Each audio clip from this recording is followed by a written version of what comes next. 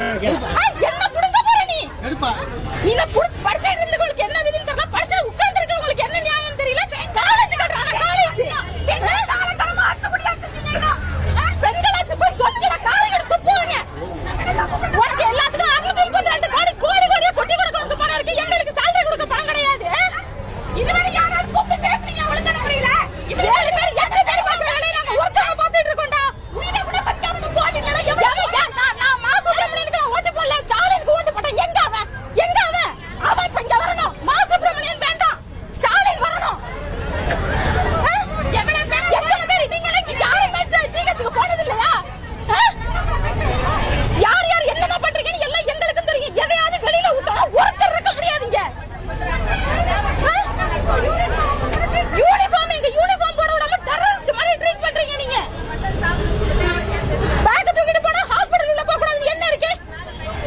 இந்த வருஷம் ஹாஸ்பிடல் வேலை பார்த்துமே கொத்தடி மேல இருக்குமே, அப்ப வெளியில போக சொன்னீங்களா? இப்ப வெளியில போக சொல்றீங்க. வாயை திறந்து எதையாவது கேட்டா உங்களுக்கு எல்லாம் பொறுக்காது. வாயை திறந்து கேட்டா நீங்க இப்படிதான் அராஜகம் பண்ணுவீங்க. இதுல நாங்க வந்து மக்களாட்சி பண்றோம், மயிராட்சி பண்றோம்.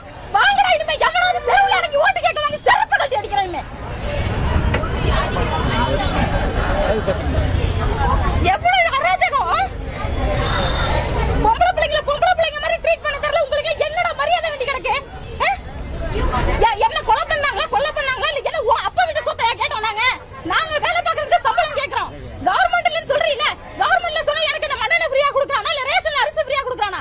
18,000 ரூபாய் சம்பளத்தை நான் வாடகை வீட்ல இருந்து எத்தனை பேரை பார்க்க முடியும்?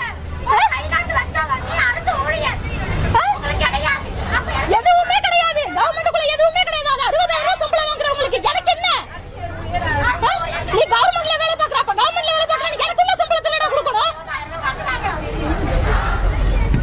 மரியாதைக்காக பார்த்தா எல்லாம் மரியாதை ரொம்ப இது பண்ணிட்டு இருக்கீங்க. எந்த சலுகையும் நாங்க கேட்கல, நாங்க உழைச்சதுக்கு எனக்கு இலவசமே கொடுக்க வேண்டாம்டா. நீ எனக்கு எந்த இலவசமும் கொடுக்க வேண்டாம். என்னோட சம்பளத்தை நான் கேக்குறேன், உழைப்புக்கான ஊதியத்தை கேக்குறோம், எங்களோட உரிமையை தான் கேக்குறோம். சும்மா உட்கார்ந்து இருந்துட்டு நான் போறேன், இலவசமா உட்கார்ந்து இருந்துட்டு போறோமா? 10 வருஷமா 10 வச்சுக்கறாங்க.